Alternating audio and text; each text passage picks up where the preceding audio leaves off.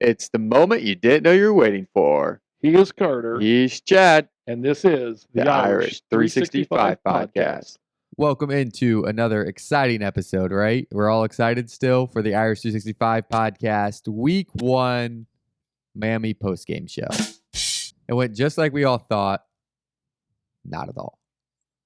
We saw some highs, we saw some lows. We got a little bit of everything, right? Yeah, a lot more lows than highs. Yeah. I stand on it. I thought the game was going to separate in the second half in Notre Dame's favor. Yeah. I got the halftime score wrong. Wrong teams. Yeah. I got the halftime score right. Wrong teams. Yeah.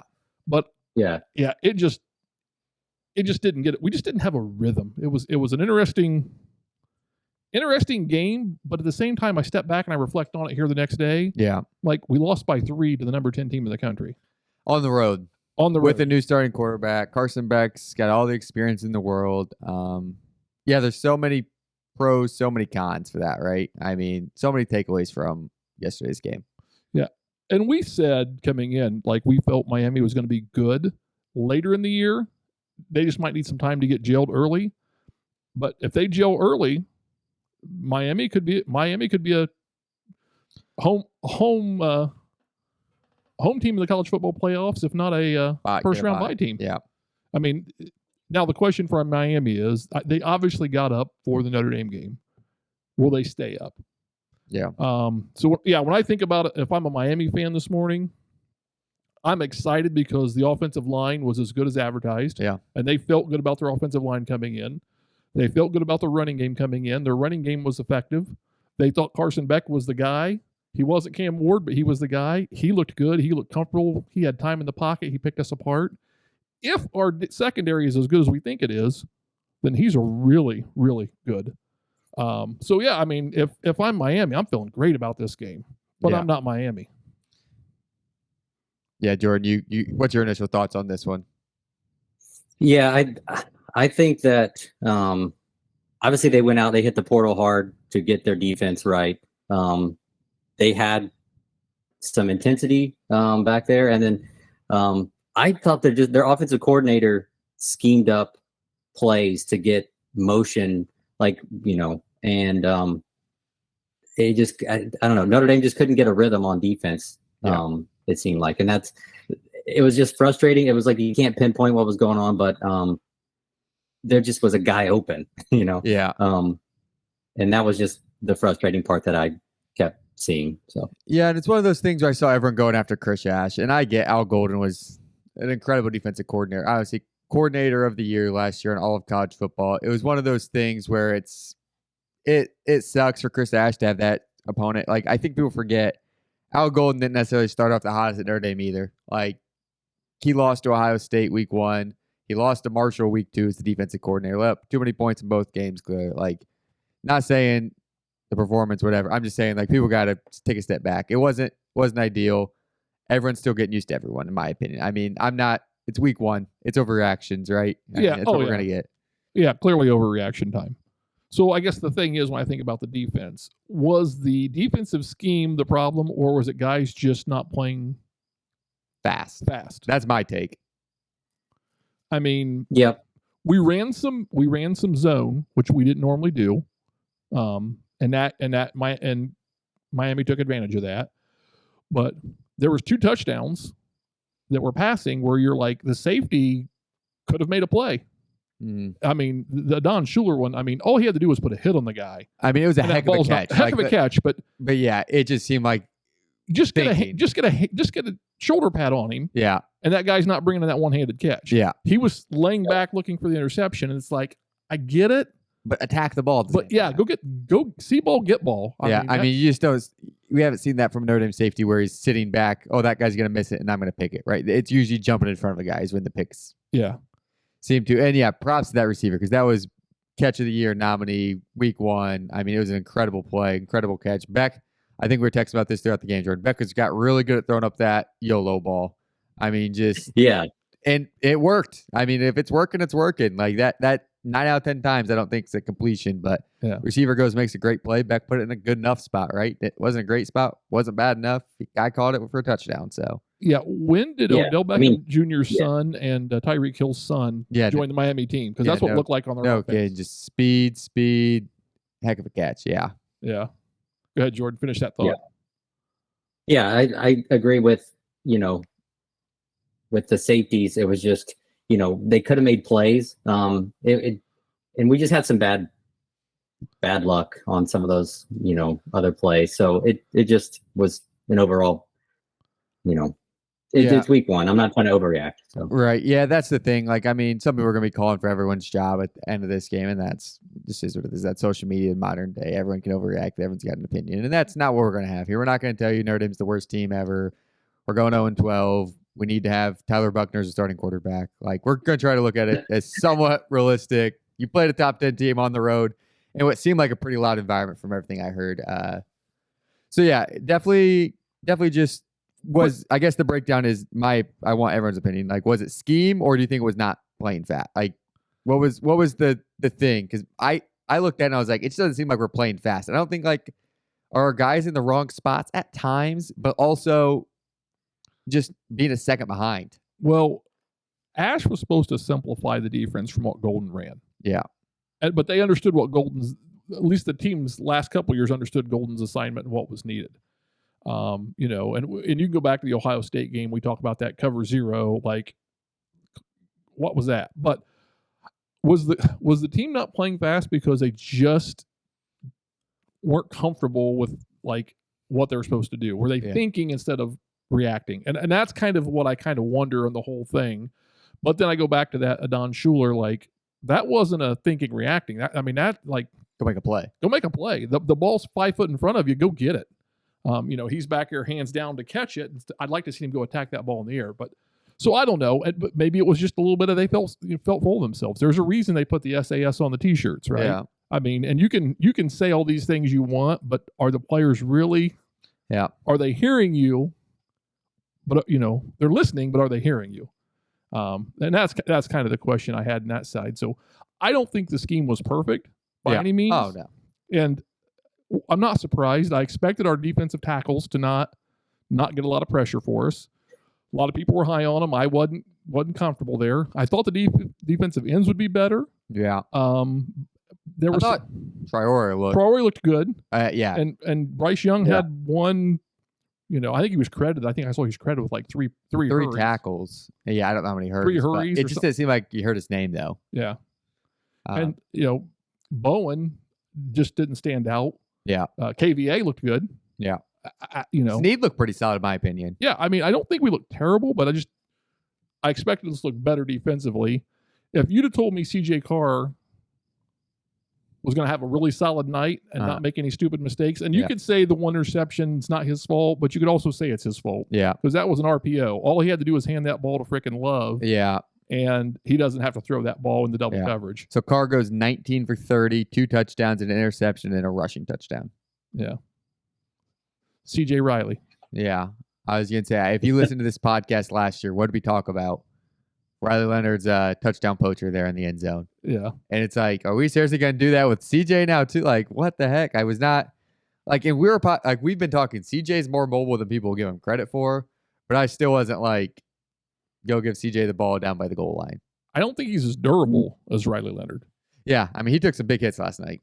Yeah. He's got to learn to slide or something. So let's defensively, I'm not disappointed. I mean, you gave up 27 points to the highest scoring offense in all college football last year, with arguably the best quarterback in the transfer portal and Beck. Yeah, a lot of people would make that argument. I mean, hey, and one thing that we talk about in the pregame show that I have to bring back up, they seem to have their chemistry right off the bat. Yeah, whatever the heck they did, because I know they talked about in the game last night, Beck not throwing much in the spring, but just hanging out and do whatever. It worked. Whatever the heck they did, like that was is. Seeing Riley Leonard last year not throw a touchdown, just not look in sync with wide receivers the first 4 weeks last year off that transfer portal, I was just like, seems like that. I mean, I understand that's got to be a hard thing, but whatever Miami did with 6 new receivers in the program, like holy smokes, like they weren't on different pages very often. But is that just an example of just Beck being a better thrower than? Yeah. Right. I mean, it's. I mean, I don't know what else to credit it up to, but yeah, they definitely had chemistry. There's no lack in that. Yeah, we talked about it in the pre. He's either gonna play terrible this year and he's gonna be a 5th round pick, or he's gonna work himself into a top 10 pick. And I think Probably 2nd round pick, but yeah, I think he could be a top 10 pick if he keeps playing well. yeah. I mean, Cam Ward probably wasn't the number 1 overall pick going into last year, so Yeah, I don't think he'll be overall number 1, but I think he can play himself into that position, into a top 10 pick for sure. So offensively for us, I'm not sure I like the play call. And I think we talked about that. We weren't going to tweet, and then all of a sudden we're texting back and forth with each other in the game. Yeah, it's one of those things where you're like, we're not going to text during the game. We're just going to watch and we'll break it down after. And then it's kind of thing where we're all just like, what the heck? Yeah. Like, what's going on? You can't not, like, it's not like, oh, nice play. It's like, what are we doing? Yeah. So, Jordan, what's your thoughts? We'll let you run this first on. You'll take point. You can be quarterback on this one. So, yeah, I guess to start off the game, Notre Dame gets the ball. And I didn't know what to expect. I was like, okay, we're going to see some runs. I knew we were going to have some plays to ease CJ in. I would not have bet to see the first 6 plays be passes. And on top of that, they were very, very safe passes. But CJ still didn't look as comfortable as I would have liked. And then after that, I was kind of like, okay, well, maybe we're going to start running the ball using Love. And I think that didn't materialize like I kind of thought I would. And then on the opposite side, Miami, they were doing this bunch 3 wide receivers and have the other one on the other side, and they were doing motion. And that seemed to throw Notre Dame's, secondary off a little bit. There was a guy coming across the middle, or a guy coming in and then out, or the running back sneaking out the side because they had motioned a guy over and he was kind of alone out there. And the opening series just we didn't look crisp. We didn't look ready on either side of the ball. I didn't know what you guys thought about kind of the opening first quarter. My opinion on the first series, like, obviously we didn't go down and score on offense, but I thought it was a decent first series. We got 2 or 3 first downs. We moved it, and then we pinned Miami. Like, for a first-time starting quarterback, I wasn't expecting to go down and throw 80 yards. Definitely disappointed we didn't hit the run game a little earlier, but the screens worked early. And yeah, I mean, I called a successful drive because, like, we got a couple first downs. We didn't go 3 and out. Got CJ a couple completions. He didn't look perfect. But yeah, that was my, like, mid-game thought. Like, hey, that first drive could have went a lot worse. Could have went a lot, like, obviously don't score. You're not like, that was the greatest thing ever. But hey, we got some first downs. We showed some positive thought. Let's keep it moving. Let's keep the momentum. Yeah, and I think we were laughing about this before the game because they were talking about CJ Carr being calm, cool, and like collected. Literally on TV. And they got him on TV, and he doesn't have his helmet on. And yeah, he's like, okay, this is a guy that's trying to, like, just calm down. Yeah. Like, you could just see it. He was trying to calm himself down. So I think, like, the first drive was good in that they got him into a rhythm with some easy throws. Yeah, and big takeaway for me, like, I didn't think about it at the time, but as I got later in the game, and I think we texted about this a little bit, I thought was really interesting. His first throw was fake the handoff to the right and then turn around and throw clear to the left. Like, turn complete, like, just not a lot of quarterbacks want that throw. They want to throw to the right. I mean, so, and what we saw throughout the game was CJ really likes rolling left and throwing left. Which is not common. Not common. For right-handed. Yeah, for a right-handed quarterback especially. And then the other side of it was we threw a lot of screens. Now, is that because we didn't think that our offensive line was going to hold up against the front of Miami, and that we felt like the opportunity for big plays was going to come on the outside? Those 3-yard passes that go for 40 and 50. I kind of felt like that's what we thought the game plan was, which goes back into our offensive line isn't what we hoped it would be coming into week 1. We know they're going to be better week 2, week 3, week 4, but Miami's offensive line looked good enough week 1 and ours didn't. Yeah. I mean, no sacks or 1 sack on Beck. Yeah. And not as many pressures as Miami had. I mean, CJ, that when it mattered, second half especially, was just under pressure. But they made plays. There were some times where just, like, the one play, nose guard unblocked right up the middle. Yeah. Like, Right. How? I get a defensive end. You block from the inside out. I get a Yeah. defensive end making that Yeah, guard and center going the opposite way. nose tackle right up the middle. Like, what? That's not Never the guy had you an leave, easier play in his life. Yeah, that's not the guy you leave unblocked in that situation. I don't see that being schemed up. So the concern for me from the offensive side more than anything else was not receiver. I thought the receivers looked all right.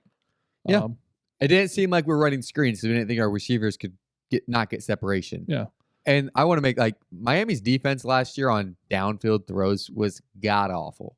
Like, they were one of the worst defenses, just guys wide open. And we saw that a couple of times. Eli Raridan, wide open. Yes. CJ Bout missed him, then came back and hit him. Yeah. It's a shame he's not a little bit faster. We end up scoring on the drive, but just like, if we could have got some protection. Miami's corners, they were better than they were last year.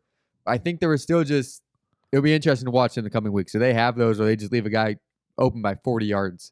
Because it's going to be a hindsight 2020. It's like, maybe we should take a couple more shots. Because CJ Carr was 2 for 2 on throws longer than 20 yards yesterday. Well, the one ball he missed Raridan on, he was throwing it and it actually hit the back of the offensive lineman and like deflected. Yeah. And there was a couple of tip balls from Miami. Like he was using, I don't know, a sidearm kind of a motion and just didn't get the ball up and over. But he threw some great balls, high and downfield as well. So my takeaway from the CJ Carr play was he is going to be good. Oh, yeah. And he looked as good as any, and maybe better than some first-time starters this week. Oh, yeah. And he was definitely not the worst first-time starting quarterback out there. He made some good plays. He looked better than Arch Manning on day one. Now, I don't know if he looked better than Arch Manning by game 10, but he looked better than Arch Manning, in his game. So a lot of good things there. And really what I was nervous about was the old, do you have two quarterbacks? Do you have none? Yeah. And, with the whole Kenny, pushing Carr and that thing, like, I was like, okay, what do we got? I feel like, okay, Kenny elevated his game and Kenny must have played really well because CJ played very well. Yeah, I was impressed. Yeah. And yeah. And there's people calling for Kenny Minchie, into the second I saw quarter. one yesterday. It was like, we need Kenny in here. Not because CJ's playing bad, but just need to change it up. It's like, no. Yeah, unless you're going to call different plays, it wasn't going to matter. Yeah. And I don't know if you'd brought Kenny in, you'd have called anything differently. I mean, there was a reason we were running the screens, and I think Denbrock either regressed in his play calling, which I can't accept right now, or he knew there was a weakness on the offensive line that had to be covered up against Miami. And I think he said, okay, I know that I'm going to have trouble with the defensive front of Miami. I need to get the ball out fast. And, because if you're getting the ball out quick, which CJ's got a quick release, it's hard to get a sack. And, Miami didn't take long. They caught on to it. Yeah. But I think you got to talk about the touchdown throw to Micah Gilbert. Oh, his first passing touchdown. Yeah. I mean, no look. Broke two guys off. I mean, he froze the safeties with his eyes, and he had two guys open. He could have hit Raridan, and he could have hit Gilbert. I'm glad he threw it to Gilbert because I'm not sure if Raridan would have caught it. Yeah. I mean, he was literally our leading receiver last night and had 97 yards and had how many drops? Yeah. Like 3 or 4 drops. It's like, oh, my goodness, can't be doing that. So, yeah. What I wanted to add on that was on that drive, really what kind of got him a little boost was when Price came in, and Price had that nice run, it was like, that was kind of the first, it's like they finally snapped out of this, cycle of just, third and long or, struggling to move the ball a little bit. So, well, even Love, and I think we got to talk about the run game in general, even Love had good runs, just we didn't give him the ball a lot. And the one where he jumped the guy and got down to the 2 and they called the holding on Raridan. Yeah. It's like, not sure that should have been called. But yeah, there were some calls that went Notre Dame's favor, and there were some calls that went against Notre Dame, and either team could make an argument, that was a weak call. I mean, there was a couple of different calls that were, I thought, okay. They were for me and I didn't love them. They were against me and I didn't love them, obviously. So, but yeah, so I think it was interesting to see the whole. I was going to say, what I didn't love from the refs, just so we're on this, is one penalty call in that first half, and then it seemed like flag happened the second half. I mean, yeah, it was like someone. You know what I mean? It's just like one of those things where if you're going to call a game the game, like call the flags the whole game or keep them light the whole game, in my opinion, which I get. Maybe there wasn't anything to call it in the first half, but it just seems. I could say from watching the first half, they could have called a half dozen more holds on Miami and probably 3 or 4 on Notre Dame. Yeah. Like they just, I think there was probably Miami on TV cut. I mean, if you watch the full game film 22, you might see it differently, but it felt like there was probably 6 different times it's like they could have called a hold on Miami, and there was at least 3 different times they could have, maybe 4, they could have called a hold on Notre Dame. So I think they kind of were letting them play and keeping the flag in their pocket. And then the second half, it kind of like seemed like they were a little more ticky-tack on some of those calls. But yeah, I don't think it changed the outcome of the game. I mean, it's a game Notre Dame could have won. And we're all so disappointed on how that game went. We lost by 3 points on the road in a top 10 matchup. Yeah. And we're saying like, oh my gosh, we did not play well. No. Like, I don't think any of us, any Notre Dame fans sitting home like, man, we played so well. How we let that one go? It's like, man, we played terrible. And you're like 27-24. Like, okay, that could have been a lot worse. Right. And it feels like Miami played well. I thought played solid. I mean, I'm not, maybe they don't feel the same way, but I'm like, I feel like Miami made some plays. I don't think anybody is Miami fans complaining about Miami play today. No. And of course, every Notre Dame follower. But if we won that game, I think we'd all have the same complaints. If we got to stop, they missed that field goal, and we go down and hit a field goal at the end, and we win 27-24. I don't think any of us are like, oh, this is the year we're running the table. A&M, we're beating them by 50. I'm not planning my return trip to Miami at this point if we win that game. Yeah, exactly. Like, like January 20th national championship. Still gotta get past 8. Now, again, we gotta think about A&M in a couple of weeks. Yeah, but everything Notre Dame wants to accomplish is ahead of us. Yeah, I was gonna say this is what we said a couple weeks ago. This bye week's gonna be the greatest bye week or one of the worst bye weeks, and we're at that worst. Like, it's gonna feel this week is gonna feel longer than the off season. Like till not this next Saturday, Saturday after. Yeah, like it sucks having the bye right here. You definitely wish you had not a cupcake, but somewhere where you could go get some momentum going in A&M. So we saw some reactions on the old X. Yep. And so what are some of the highlights we saw? Because I love the reaction, overreaction, underreaction. Yeah, so this morning I put out a little post. Let me just read it off to you on the old X account. We said, all right, you have had some time now to digest the game. Let's hear your thoughts. Best ones make the post-game pod. That'll drop today. So, yeah, we're going to run through some of these. Let's hear your reaction to some of these. There's some good ones. There's some bad ones. I mean, but hey, it's overreactions, right? That's what we like.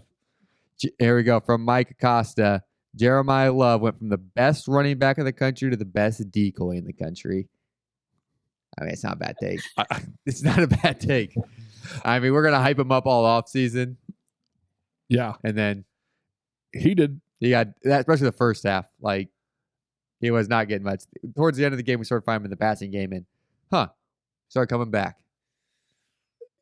And they tried to work him in. We saw that wheel route. We saw them try to just do different things to get him involved more in the second half. So, and I think Miami was keying on him. They're like, he's not going to beat us, and that didn't help. And I think that's why Price maybe had a little bit. But Price is such a good back. People don't realize how good of a back he is. But I mean, Jeremiah Love had a couple leaps, a couple shoulder, in the guy. I mean, he had small snippets. He just didn't have enough. I'd like to see him get the ball 20 touches, and I don't think he got 20 touches in that game. He had 5-6 carries. Carter, do you remember? Price? Or no, Love. Price had 6. I don't know how many Love ended up with. He had more touches. I was thinking he probably was 10 or 11. Yeah, I was gonna say he had more than Price. I was thinking like 6 carries and like. But Price was our leading rusher with 45. Yeah. Jeremiah Love had 10 carries for 33. CJ had 11 carries for 16. Okay. How many receptions did Love have? How many receptions Love had? He had 4 for 26. Okay, so he got 14 touches. Yep. Which is more than I thought he had. It didn't feel like he got 14 touches in that game. All right, you guys ready for the next one? Yeah, let's go to the next This is at Jimmy_Dean59. Hand the ball to your running back. It's Carr's first start. Everyone on the planet who knows football knows that the running game opens up the passing game. Use the best running back in the country and throw the ball, use the best running back in the country and not throw the ball 30 times in a kid's first start. Our genius OC apparently doesn't know that. Now, I think it's a fair criticism. Yeah. Unless you take a step back and say, how bad was the offensive line? Yeah. And if you realize coming into the game, the offensive line is going to be a liability, not a strength, then the screen pass makes all the sense in the world. However, as someone who's played offensive line at least once in my life, I know that run blocking is a whole heck of a lot easier than pass blocking. Yeah. I mean, so if you were run blocking and you could fire off and just pop the guy across from you and start shoving, it's a whole heck of a lot easier, and that usually gets offensive linemen going. Yep. So I kind of wonder if we'd have tried to run more in the beginning, if we'd had more success with the run, as opposed to trying to pass block and getting our guys on their heels and not having that success. Yeah, I mean, it's easier to attack than come back and. Yeah, it's going after the guy or sitting back and waiting for the guy to come after you is really the dying difference. Slowly, right? And it's a totally different dynamic. And I'd much rather get a running start, Yeah. Than have to sit there and wait for the guy to come after me, especially when you got athletes like Miami's got. I mean, they got some good defensive front. So what's your thought on that, Jordan? You like that? You like that tweet? Yeah, I mean, yeah, Denbrock was catching some heat for sure. And what I give him credit for, though, even last year, and so far in game one, is he sticks with the game plan. I think last year I was very critical. I mean, like, you need to try this, you need to do this, and you know what? He's just a slow and steady wins the race type of OC, and that's what I got to give him credit for. So, and if you rewind the clock to maybe a month, 2 months ago, all Notre Dame fans, we want a passing offense. We want all of this. We want the ball in the air. We don't want to run the ball 40 times a game. Yeah. What happens week one? We throw the ball 30 times. Love it. Price don't get as many touches. We got this passing quarterback everyone's always wanted. And yeah, now we should have ran the ball more. Well, there's a million plus Notre Dame fans out there. Oh, yeah, I know. And you're going to find the happy fans. And again, if you're happy with yesterday's performance, there's things to be happy about. You're not going to be nearly as vocal and nearly as loud in, saying that as the people who are angry and miserable and unhappy. And, and there's just a contingent of Notre Dame fans that are going to complain about anything, no matter what. Yep. It's like, they're just never, I mean, we could score 99. They'd be complaining for people 100. saying TJ Carr was the worst thing ever. So yeah, I mean, there's people wanting mostly on our page were pretty solid, but yeah, I did see on other people's pages we're going after him. So that's what I do appreciate. And there were people that wanted Marcus Freeman fired after NIU last year. Yep. I haven't seen that yet, but I haven't seen a call for his head yet. But wait till if we don't beat A&M. That drum will get really loud all of a sudden. All right. So the next one comes from Game Gap Detroit. CJ bullet points here. CJ Carr got his first game out of the way and did a really good job. Play calling was horrendous, both offense and defense. It's early, but the bye week is crucial to get things figured out. J Love needs to be fed the ball more. And the last one is 11-1. I like that mindset. Yeah. Got 11 more guaranteed opportunities, I'm sure is what Marcus Freeman's saying. All right. Any comments on that? You want me to roll to the next one? I think that's pretty that's pretty succinct. I don't think there's much to comment there. I like this one a lot. From Parmesan Cheese 1. O-line and D-line look rough. I like the handle. I know. O-line and D-line look rough. I would not want to be in that film room. I've seen a lot of chatter about Denbrock's play calling. I'm not sure if there isn't something else going on there. Carr was announced as QB1 less than 2 weeks ago. Plenty of time to get ready for A&M. Now, what I do like about this is calling out. Yeah, I would not want to be watching film for this one. I'm sure there's definitely some words in different rooms, but yes. Also, I know Freeman. He's a pretty level-headed guy, so I don't know. I think offensive line, defensive line room, probably not. It's not a fun game to go back and watch. You can't think of yourself as O-line U and be happy with that performance. I mean, you just can't. And the defensive front, I wished it was better, but I'm not surprised by that. I figured that Miami would be able to get a push 2-3 yards. But even then, there was a lot of plays where we were in the backfield, but the Miami running back turned what looked like going to be a loss for a yard into a 2-3 yard gain. Yeah. I mean, how many times that happened yesterday? Yeah. Yards after contact. Yeah. Missed tackles. Yeah, that's what I was going to say. I think, everyone says, their O-line really in that third quarter opening drive for them that took 7.5 minutes. So it felt like an hour off of the clock. Yeah. They were just leaning on us and we were tired. We couldn't get pressure. And I was like, we got to get off the field, and we'd make a play or two, like you said, Chad, and then they turn around and they get another first down. And it was very demoralizing. I think that was probably exposed us a little bit to say, okay, like we can make a play or two, but we couldn't just sustain it and get off the field. And that happened a couple different times. Yeah, and it's one of those things where CJ Carr probably makes his best play of the night on his first touchdown pass, right? He beats a guy out wide, makes that defensive lineman run circles, throws that touchdown. His next play is a QB kneel going into half, and then it's halftime. Then Miami goes on that, and Miami scored before that, so it was a long drive, the kneel, halftime, and then another long Miami drive, and then the 3 and out. It was just like all of that offensive momentum we may have started to have right there was gone. Like it was probably I didn't see an actual time, but I'm assuming an hour between like if you take out that QB kneel from his touchdown pass to his next, it had to be. Yeah. I mean, you had. And his first 3 passes were he short armed one. They got pressure in his face, and then he overthrew the guy. But then the offense got back going a little bit, and we saw some momentum, and we saw some progress. Like, but absolutely. I felt like that momentum came when we started trying to throw the ball downfield a little bit more and run a little bit more instead of the screen stuff. We got away from the screen stuff and that adjustment, and it seemed like our offense was starting to click. But also, one of our keys to the game was that middle 8, and Miami dominated it. They owned it. They just owned the middle 8, and I would have loved. I know it's easy to say in hindsight, but at the time I'm like, why are we taking a knee here in the half? Just take the shot. Well, 15 seconds. I mean, first, take the shot. Yeah. Just send everybody on the fly route and tell CJ, throw it out of bounds. Can we get our offensive line to block 3 guys? I mean, even if they're in prevent, they might sack him with 1 guy coming. But you could, nose tackle up the middle unguarded. roll him to the right, roll him to the left, and let him heave it. But all right, again, hindsight's 2020. Yeah, I got one last. I think it's a good one to wrap it up on the fan tweet. So we got from Carlton_Butler. New era of college football allows for every team to grow throughout the season. Everything we saw last night was fixable, and let's not forget Miami is good this year. I mean, I think that sums it up pretty solid. Everything. Yeah, it's week 1.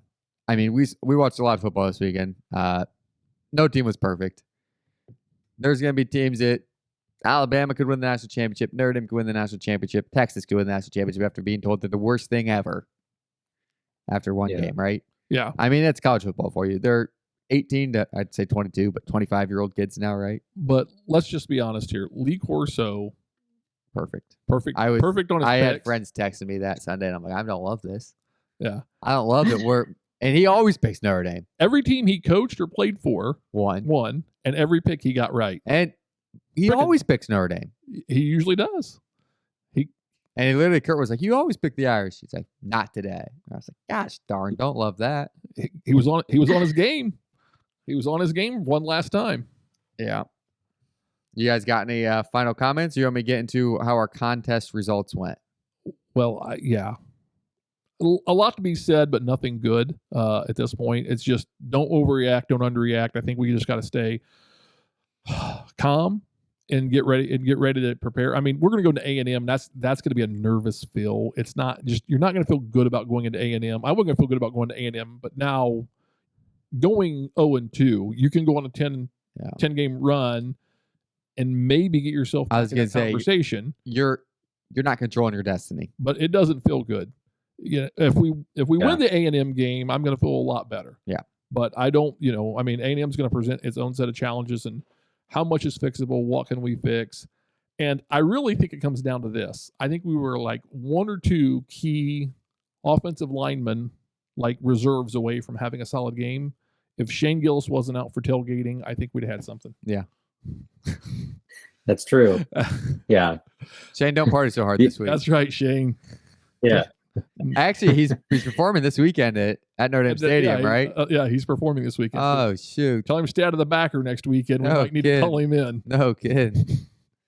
Jordan, you got anything? Yeah. So I just have a couple things to close out that I kind of made notes of. Not that it was a factor for both teams, but I think the weather early, it was raining a lot harder than I thought. I had a friend at the game. It was pouring pre-game. Yeah. And I didn't know how that would affect cramping. I think Notre Dame, we had a few guys, I think, early, but it looked like Miami was cramping worse in the second half. Yeah. And, like I said, both teams were dealing with the weather, so that's not really a factor. But the one-handed catch and the pick that the guy jumped and it bounced and bounced and he off his kicked it leg, in the I air. think. Yeah. Like those are fluke, like just bad luck plays. Like, but also Notre Dame's defense. And these were huge plays. Notre Dame's defense didn't create any turnovers, which is just really disappointing. And that's the other thing. You go -2 in the turnover battle and you lose by 3 on the road. Yeah. It's like, didn't play well, lost a turnover battle, and still only lost by 3 on the road to a number 10. And I'll say this, Miami sounded loud. You had friends at the game. Yeah. It was loud. Great atmosphere, they said. But did the crowd, not one false start, not one timeout because you couldn't get the play call. I mean, I think we stopped one delay game. Yeah. The crowd was great, but Miami had more delay games than we did. Yeah. And it was, so it was a great atmosphere. It was a great crowd, but it didn't affect the game. Which made me mad. If I'm a Miami fan, taking a timeout right out of halftime for a delay a game, that always just gets a guy. Like, oh my gosh. Like that was, I was like, what are you doing? 7.5 minute drive later, I forgive you. Yeah, no kidding. You forget that one real quick. But yeah, it's the little things. Well, yeah, obviously disappointing. Bryce, 6 rushes, 45 yards. Wish we saw him a little bit more in the second half. Wish we saw a little bit more love early. Get those guys going. Faison, I thought, played pretty solid. Definitely disappointed on the captain's front. Didn't seem like any of the captains step up. You hear all those great things about Will Paulding. He becomes a captain. Didn't even hear his name. Bowen, Schuler, Wagner on the line. Yeah. He was not the best lineman yesterday. So, I think that's my big call out. We're going to do a call out, We did that a little bit last year, right after some games. Call out the captains. The Tommy Reese do your job goes to anybody who was a captain on the Notre Dame. You got a C on your jersey on the front side of it. And step it up for A&M. But all right, I know everyone's been waiting for the results for our 2 tickets, the entry into our 2 tickets, week 1. Who's it going to be? And gets a sweet Irish 65 shirt, right? They got an Irish 365 tee coming. So congratulations to @DeanTheDream23. All right. Way to go, Dean the Dream. 23. That's a pretty sweet handle. We had some pretty sweet ones. So, yeah, your name's officially going into the hat. We'll be DMing you on the old X. Get your T-shirt size. Need a shirt size and a place to send it to. Yep. So, be looking out for that. And I need to know, what's the inspiration for the 23? There's a lot of great 23s and a lot of great sports. Yeah, I'd like to know what his 23 comes from. So, Dean the Dream 23, congratulations. You are one step closer to winning Notre Dame for Syracuse tickets. Absolutely. All right. Anything 0 through 22 was taken, I think. Yeah, Dean the Dream 20. Was it just unlucky? How many Dean the Dreams are there? Hey, we'll do some research after the show. All right, Coach Freeman, I guess we did run out of time today. Maybe next time, right, Jordan? That's right. We'll see what we can do next time. All right. As always, go Irish. We hope you enjoyed this episode of the Irish 365 podcast. You can find us wherever you get your podcast. We are on YouTube, X, Instagram, and Facebook. Just search for Irish 365 Pod. And you can always reach us at our email, irish365pod@gmail.com. Good night. And God bless.